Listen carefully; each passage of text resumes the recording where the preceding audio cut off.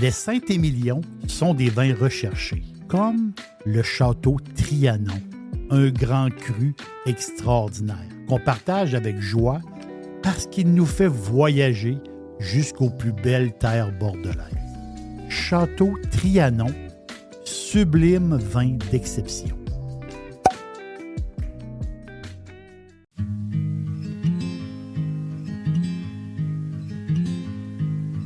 Darling, you know that I want things to go our way.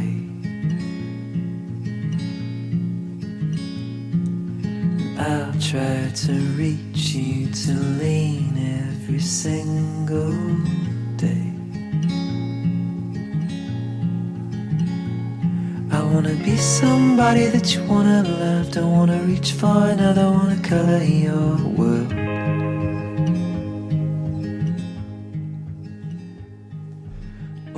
Nous sommes des amateurs de vin. Nous sommes des fans de vin. Sans être connaisseur. Je ne suis pas un connaisseur, je suis vraiment un amateur de vin, vous le savez. Et les choses que je vous parle, les recommandations que je fais, c'est quelque chose de très très simple. C'est des vins que j'ai aimés, des découvertes comme ça.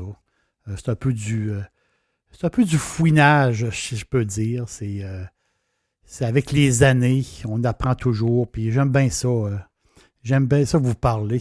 Donc, nous sommes des amateurs de vin et des fois, on tombe en amour avec une bouteille. On a adoré une bouteille. Et là, on retient le nom. On retient le nom de cette bouteille-là. On retient son pays, d'où il vient, ce vin-là. Et ensuite, on retient le cépage. Ça peut être un monocépage, ça peut être un mélange de cépages. Et à mesure qu'on goûte différents jus, avec le temps, on trouve des combinaisons qui nous plaisent beaucoup. Vraiment, c'est des combinaisons cépage et terroir. Je prends comme exemple le chardonnay. Le chardonnay, j'ai entendu justement il y a quelques jours un diminutif qui m'a fait rire. Je vais prendre un verre de chardot. J'ai trouvé ça drôle, un verre de chardot. Donc, le chardonnay qui est d'origine bourguignonne. La Bourgogne, autour de Dijon, autour de Beaume, de Mâcon. Donc, le chardonnay est originaire de la Bourgogne. Le chardonnay est un des cépages les plus plantés et bu au monde. C'est un cépage qui donne beaucoup de styles différents en fonction des sols, en fonction du climat. Les arômes peuvent être très, très variés. Vraiment, il est surprenant, le chardonnay. On peut avoir un vin vif avec un style assez exotique et on peut avoir un blanc plus beurré un peu, plus gras qui tire sur les amandes. Le chardonnay peut il peut se promener beaucoup comme ça. Quand on pense à un merveilleux Chablis, un chardonnay extraordinaire, avec un sol calcaire rempli de petites coquilles fossilisées. Il y avait une mer qui recouvrait tout ce secteur-là de Chablis, il y a 150 millions d'années. Le Chablis, c'est très délicat, c'est la pomme verte, c'est minéral, c'est vraiment extraordinaire. Mais on est un chardonnay, on s'en va en Californie. Et en Californie, on va avoir, comme le Meiomi, on peut avoir un vin qui tire, c'est plus la poire, le miel, plus crémeux. Un cépage, deux mondes. Un cépage, deux goûts différents.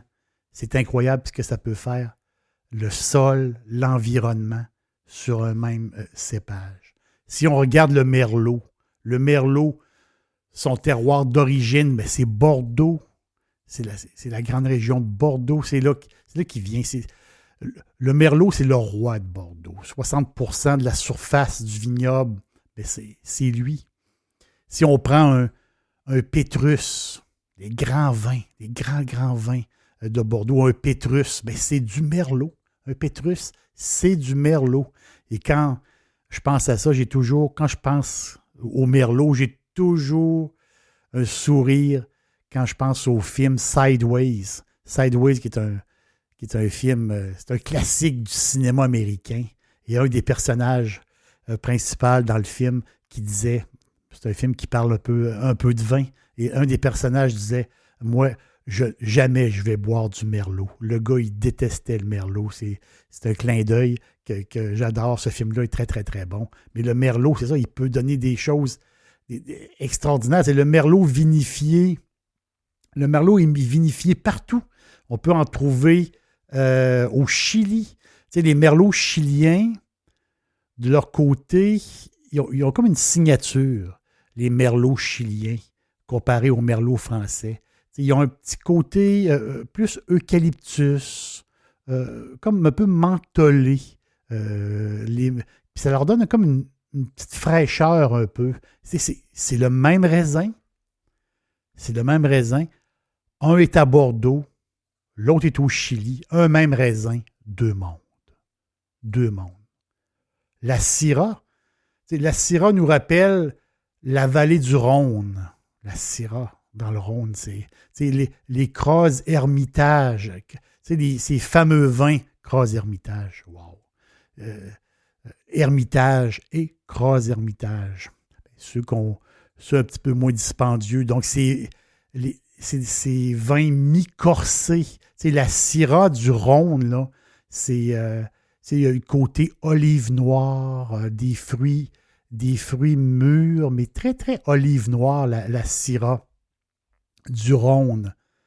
Tandis que si on s'en va en Australie, le Shiraz, c'est le même raisin. Le Shiraz, ben là, on est plus dans le poivré, le tabac, le café. Il y a des boutures de Syrah qui sont arrivées en Australie dans les années 1800 et les Australiens en ont fait des grands vins incroyables, mais c'est le terroir australien, c'est la chaleur de l'Australie. Il y a une manière de faire et là, toujours un même cépage, mais deux goûts totalement différents, deux styles totalement différents. C'est passionnant. La Loire. Mon restaurant préféré de poulet frit, c'est Dixili à Charlebourg. C'est tout à fait extraordinaire. Maintenant, Dixili vous offre l'ultime Monsieur Burger. Un sandwich fantastique avec un gros morceau de poulet généreux et une sauce maison délectable. restodixili.ca. La Loire, on est entre Anjou et Nantes, la belle vallée. Incroyable. Mais la Loire, c'est le Chenin.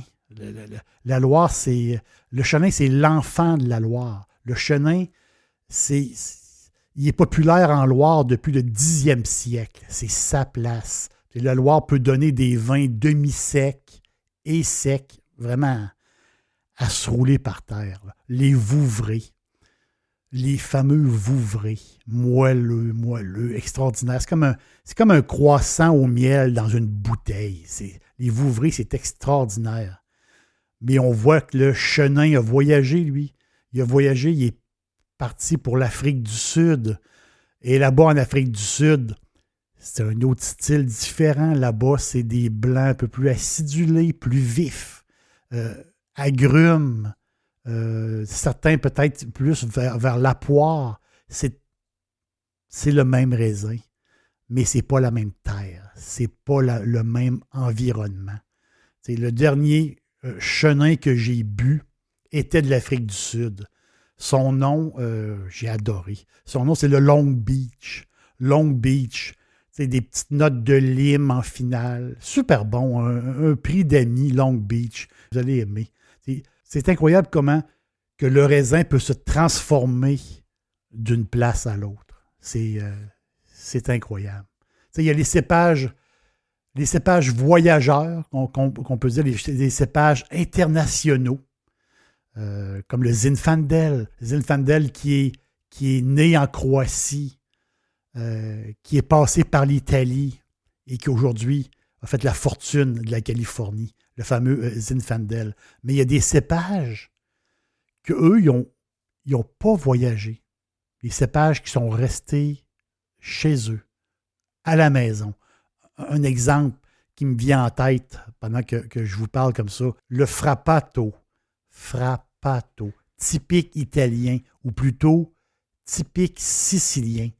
C'est un croisement d'il y a très longtemps du Sangiovese et d'un cépage local inconnu. Mais le Frappato, c'est sicilien. C'est une bombe de fruits. Souvent, on est dans la fraise, grenadine, des taux d'alcool pas tellement élevés et qui ça donne des vins extraordinaires. Un 100% Frappato, c'est assez rare, mais les 100% Frappato, c'est quelque chose. Avec une pizza, une belle pizza avec beaucoup de sauce tomate, des tomates, et l'orégano, là, Frappato, ça n'a pas de sens. Un des plus connus, c'est le Planeta, et qui est une grande maison sicilienne, grande marque sicilienne, et le Planeta Frappato, ça vaut l'essai. Je vous le dis, vous allez aimer ça. Le 2017 que j'ai goûté, c'est superbe, là. James Sockling le coté à 92 points.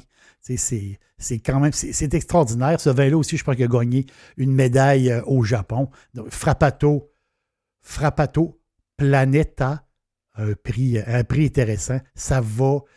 Là, vous goûtez vraiment un cépage indigène, un cépage précis d'une région, un cépage qui n'a pas voyagé. Il y a 50 cépages qui sont à la base de 99% des vins du monde entier. 50 cépages seulement. Et il y en a des milliers. Et plus que jamais, les artisans développent de l'intérêt pour les vignes autochtones ou les cépages anciens. Il y a beaucoup de découvertes à faire dans tous ces cépages-là, presque inconnus, et ça me fait plaisir de vous en faire connaître.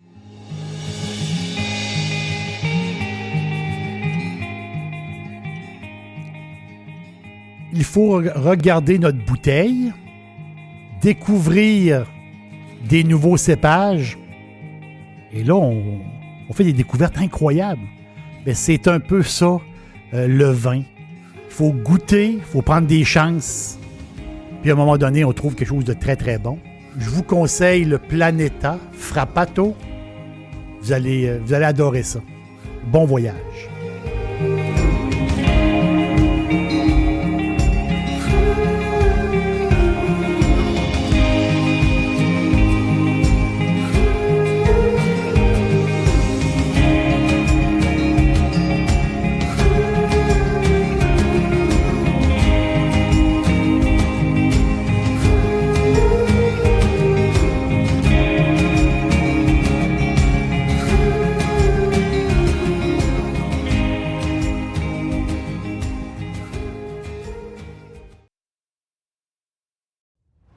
J'adore cuisiner et c'est toujours facile avec Firebarn. Les sauces barbecue, les épices, les condiments, comme la meilleure moutarde baseball. Et j'ajoute toute la gamme des sauces piquantes. Tous les jours, c'est parfait en supermarché ou sur firebarns.com.